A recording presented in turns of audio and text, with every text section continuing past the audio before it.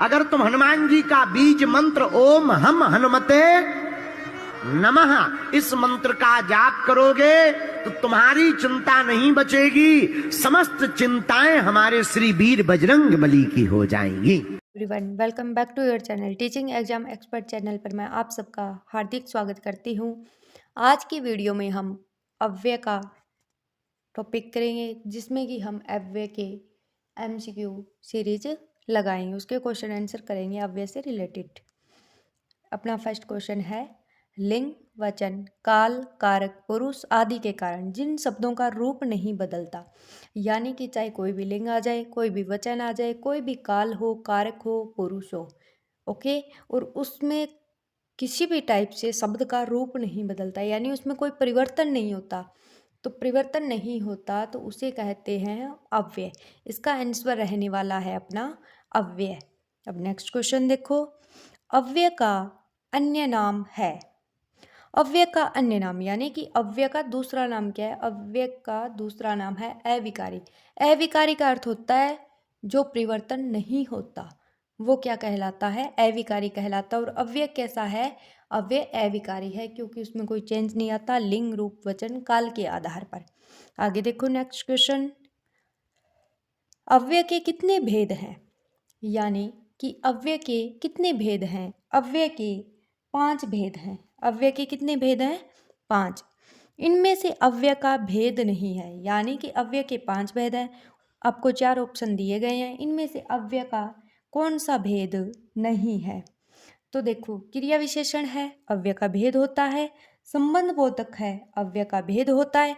समुच्चय बोधक अव्यय का भी भेद होता है, लेकिन विशेषण है वो अव्यय का भेद नहीं होता। इसका आंसर विशेषण रहने वाला है। आगे देखो, इनमें से अव्यय का भेद है, यानी कि हमें 4 ऑप्शन दे दिया। अब इसमें हमें ये बताना है कि अव्यय का भेद कौन सा है। निपात, विस्मयादि बोधक अव्यय और क्रिया। क्रिया है वो अव्यय का भेद नहीं है। ए और बी है, निपात और विस्मयादि बोधक दोनों अव्यय के भेद हैं। आगे देखो नेक्स्ट क्वेश्चन अपना, क्रिया की विशेषता बताने वाले शब्द क्या कहलाते हैं? यानी कि क्रिया क्या है? क्रिया होती है किसी काम को करने का जो तरीका बताया जाता है, वे सारे शब्द क्रिया कहलाते हैं। ओके, तो क्रिया की विशेषता बताने वाले शब्द क्या कहलाते हैं? क्रिया की विशेषता बताने वाले शब्द क्रिया विशेषण कहलाते हैं।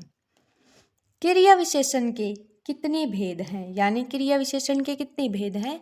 इसका आंसर अपना रहेगा 4, यानी कि 4 भेद हैं क्रिया विशेषण के। आगे देखो नेक्स्ट क्वेश्चन, इनमें से क्रिया विशेषण का कौन सा भेद नहीं है?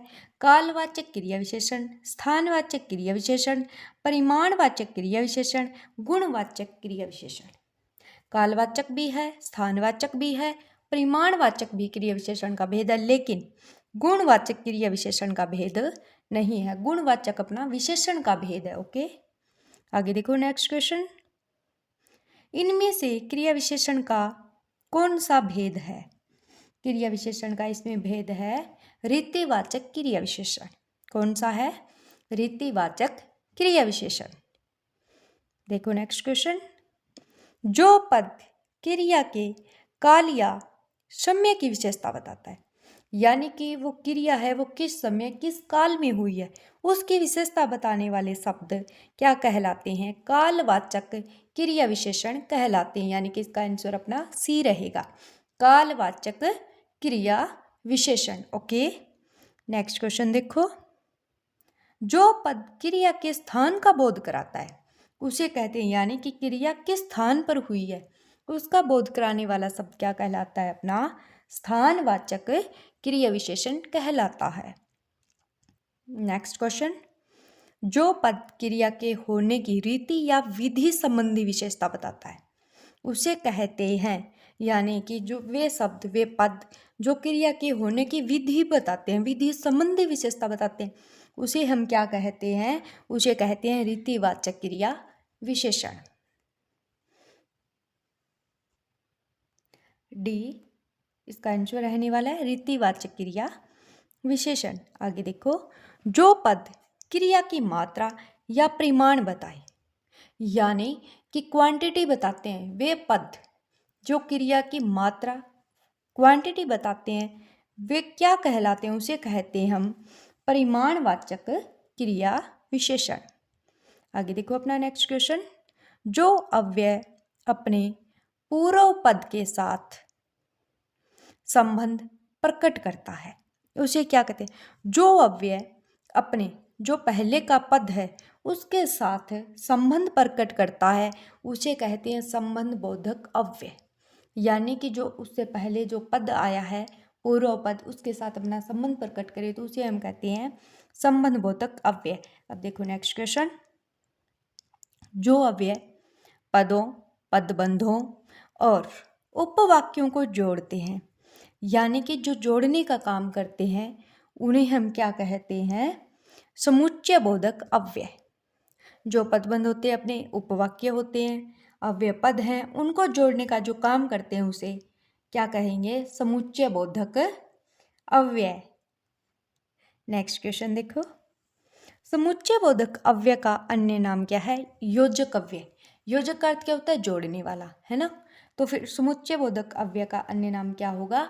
योजक अव्यय। आगे देखो नेक्स्ट क्वेश्चन। समुच्चय बोधक अव्यय के कितने भेद हैं? समुच्चय बोधक अव्यय के 2 भेद होते हैं। कितने भेद होते हैं? 2 भेद। इनमें से समुच्चय बोधक अव्यय का भेद है, यानी हमें 4 ऑप्शन दे दिए और इनमें हमें बताना है समुच्चय बोधक अव्यय का कौन सा भेद है। और हमने पहले क्वेश्चन में किया है कि समुच्चय बोधक अव्यय कितने भेद हैं? 2 बताए हैं। तो वो 2 कौन कौन से हैं? समुच्चय बोधक अव्यय, व्यधिकरण समुच्चय बोधक अव्यय, कर्तृवाचक समुच्चय बोधक अव्यय। लेकिन समुच्चय बोधक अव्यय के 2 भेद होते हैं।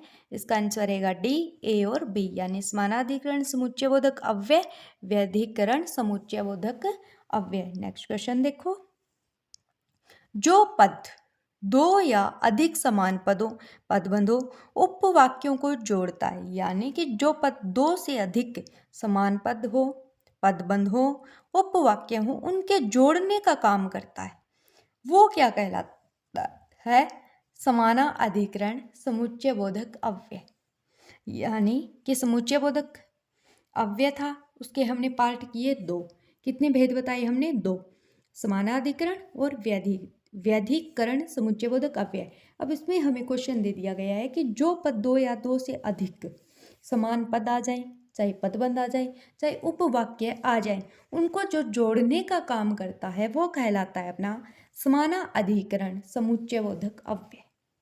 नेक्स्ट क्वेश्चन देखो आप।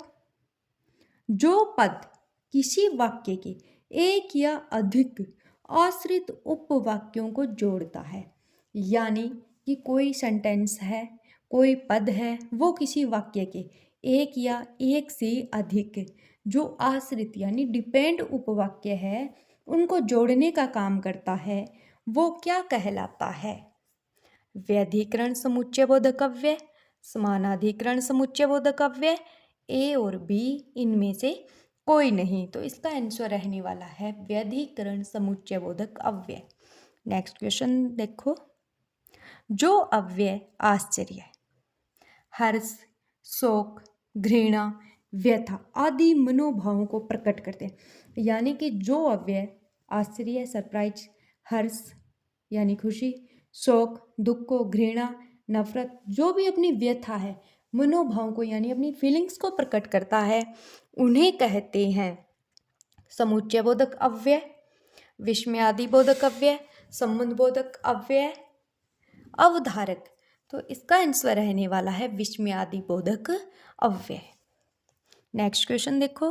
जो अव्यय वाक्य में किसी पद के बाद लगकर उसके अर्थ में विशेष प्रकार का बल ला देते हैं उन्हें कहते हैं, यानी कि कोई अव्यय है जो वाक्य का कोई पद है उसके बाद में लगकर और जो उसका अर्थ है उसमें क्या ला देते हैं? बल ला देते हैं, तो उसे कहते हैं निपात, संबंध बोधक अव्यय, समुच्चय बोधक अव्यय, क्रिया विशेषण।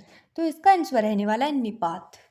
ओके, जैसे ही, भी जो बाद में लग जाते हैं और उन पे बल ला देते हैं तो वो सारे क्या हैं? निपात हैं।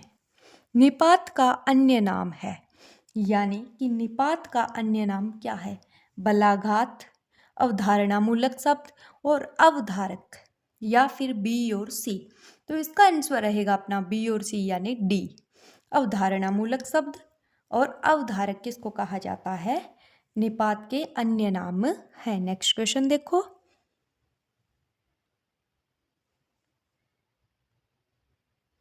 अपना नेक्स्ट क्वेश्चन रहने वाला है, राम बिल्कुल थक गया है।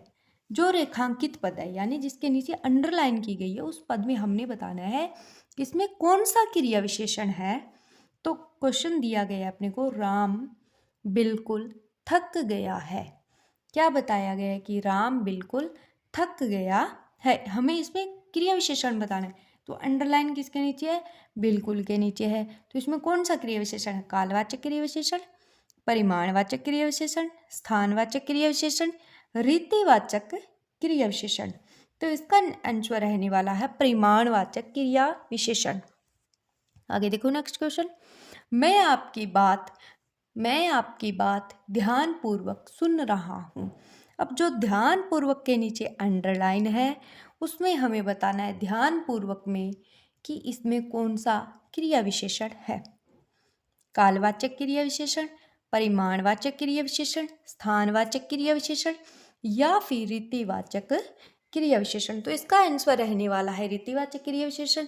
रीतिवाचक क्रिया विशेषण के बारे में हमने पहले क्वेश्चन आया उसमें पढ़ा कि वे शब्द, वे पद जो हमें किसी काम के होने की रीति या विधि से संबंधी विशेषता बताते हैं वो सारे रीतिवाचक क्रिया विशेषण कहलाते हैं। तो इसमें विधि विशेषता क्या बताई जा रही है? रीति कि मैं आपकी बात ध्यानपूर्वक सुन रहा हूँ। तो ये क्या विधि है कि वो ध्यानपूर्वक सुन रहे, तो इसमें रीतिवाचक क्रिया विशेषण है। नेक्स्ट क्वेश्चन देखो आप। आदित्य प्रतिदिन स्कूल जाता है। आदित्य प्रतिदिन स्कूल जाता है, इसमें कौन सा क्रिया विशेषण है? कालवाचक क्रिया विशेषण, परिमाणवाचक क्रिया विशेषण, स्थानवाचक क्रिया विशेषण या फिर रीतिवाचक क्रिया विशेषण। इसमें है अपना कालवाचक क्रिया विशेषण, यानी कि किसी काल में हो रहा है, समय का बोध हो रहा है हमें, तो क्या है इसमें कालवाचक क्रिया विशेषण, यानी इसका आंसर रहेगा ए। आगे देखो नेक्स्ट। तुम इधर उधर मत जाओ। तुम इधर उधर मत जाओ। कालवाचक क्रिया विशेषण, परिमाणवाचक क्रिया विशेषण, स्थानवाचक क्रिया विशेषण, रीतिवाचक क्रिया विशेषण। देखो अब इसमें क्या दिया अंडरलाइन है, इधर उधर के नीचे क्या है? अंडरलाइन है। इधर उधर, इधर उधर हम कहाँ जाते हैं? किसी स्थान पर ही तो जाएंगे। तो इसमें कौन सा क्रिया विशेषण है? स्थानवाचक क्रिया विशेषण। नेक्स्ट देखो। साइकिल धीरे धीरे चलती है। साइकिल धीरे धीरे चलती है, धीरे धीरे के नीचे क्या है? अंडरलाइन है। और हमें बताना है धीरे धीरे में कौन सा क्रिया विशेषण है। कालवाचक क्रिया विशेषण, परिमाणवाचक क्रिया विशेषण, स्थानवाचक क्रिया विशेषण, रीतिवाचक क्रिया विशेषण। अब साइकिल कैसे चलती है? धीरे धीरे। कोई कार्य हो रहा है, उसकी रीति है, उसकी विधि है, इसमें धीरे धीरे चलना। तो कौन सा आएगा अपना क्रिया विशेषण? रीतिवाचक क्रिया विशेषण। नेक्स्ट क्वेश्चन देखो। नेक्स्ट क्वेश्चन है अपना, थोड़ा खाओ खूब चबाओ। थोड़ा खाओ खूब चबाओ। इसमें क्या है? कालवाचक क्रिया विशेषण है, परिमाणवाचक क्रिया विशेषण है, स्थानवाचक क्रिया विशेषण है, रीतिवाचक क्रिया विशेषण है। तो इसमें अपना रहने वाला है परिमाणवाचक क्रिया विशेषण, यानी कि मात्रा बताई गई है, परिमाण बताया गया है कि थोड़ा खाओ खूब चबाओ। नेक्स्ट देखो। आजकल महंगाई बढ़ती जा रही है। अब इसमें अंडरलाइन कहाँ है? आजकल के नीचे क्या है? अंडरलाइन किया गया है। और इसमें हमने बताना है कि इसमें कौन सा क्रिया विशेषण है।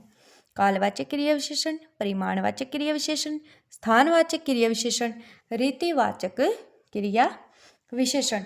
आजकल समय बता रहा है, हमें कल का बोध हो रहा है, भाई आजकल क्या है? महंगाई बढ़ती जा रही है, आज की बात है।